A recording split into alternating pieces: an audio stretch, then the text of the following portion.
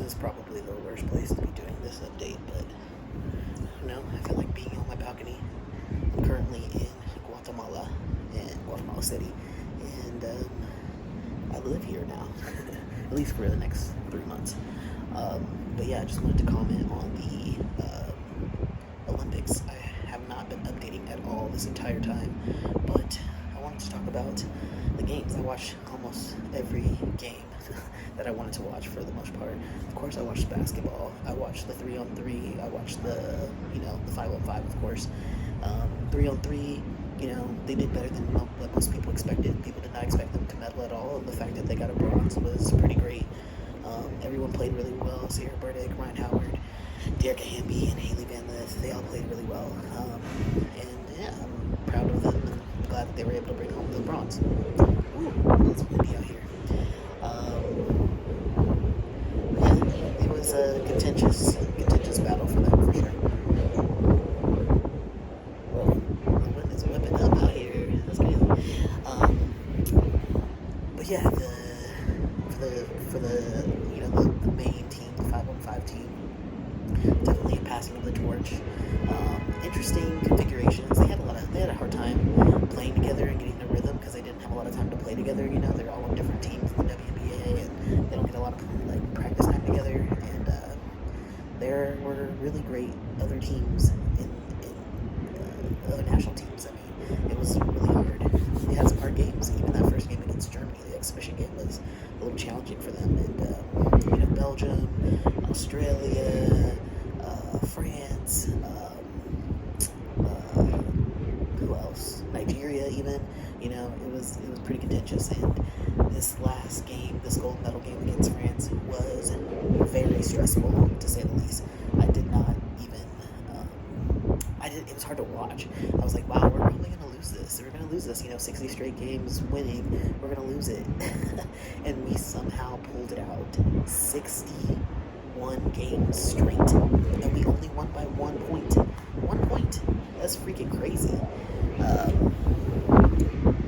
hope you can hear me because, the wind is, winding out here. It's so freaking loud.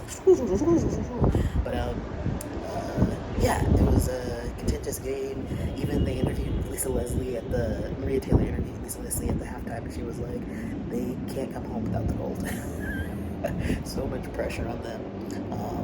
But yeah, they made a lot of mistakes, and I hope they learned from it.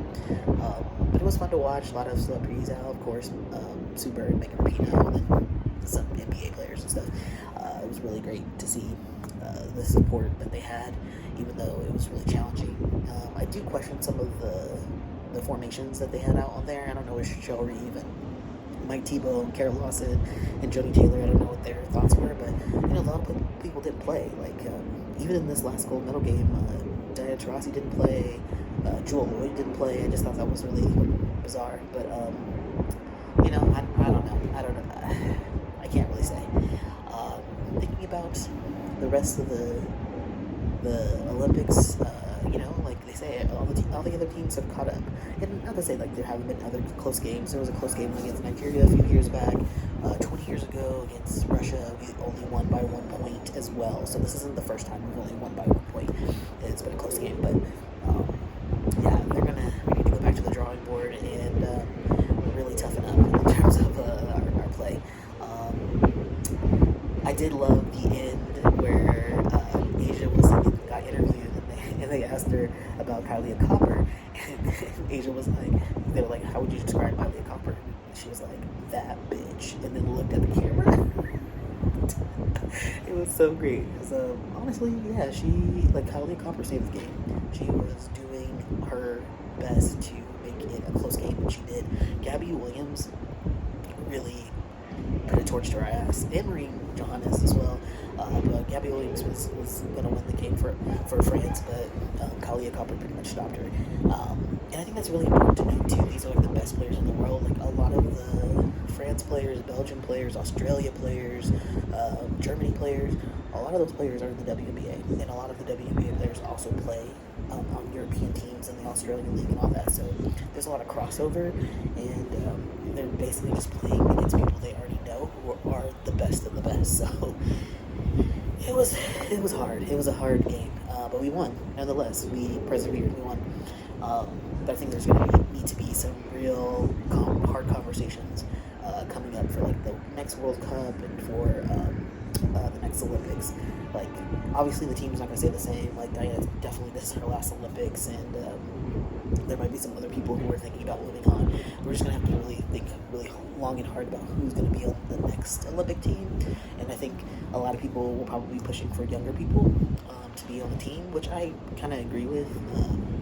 I mean, look at Kalia Copper. Look what she did. Like Sabrina Ionescu as well. Like the younger folks, really the most consistent and saved the day. to be honest. But yeah, I will hopefully be back. I stopped making videos because of the Olympics. I love the Olympics. Now the Olympics are over, and we'll be going back into the WNBA season in a couple weeks. And then there's also a new league that is starting called 3-on-3 Basketball Association, which is started by Arlen Hamilton. I might be watching those games as well, but I don't know. I just watched the Invitational today, and it was kind of boring.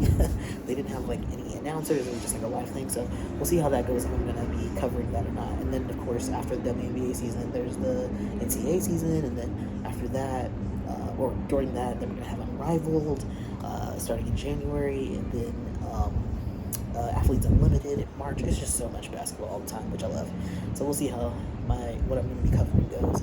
Again, I'll be doing these, one take videos because I just don't have time. I have another channel, which I'll plug in the description box, where I talk more about travel, about moving abroad, about financial wellness, and I put a lot more energy into that. And then I also have my contracts that I do. I do work in addition to all of these things, even though I don't make any money from YouTube. I'd like to do YouTube, and I'm trying to grow this channel. So yeah, I'll still be making videos, but I'm still making videos, but it'll be mostly focused on my other channel and my other ventures. So if you are interested in anything that I'm doing, like I said, please check out the descriptions in the box, and I'll see you guys in the next one. I'm not sure when that will be. Probably when the WNBA starts up. So I'll see you then. Later.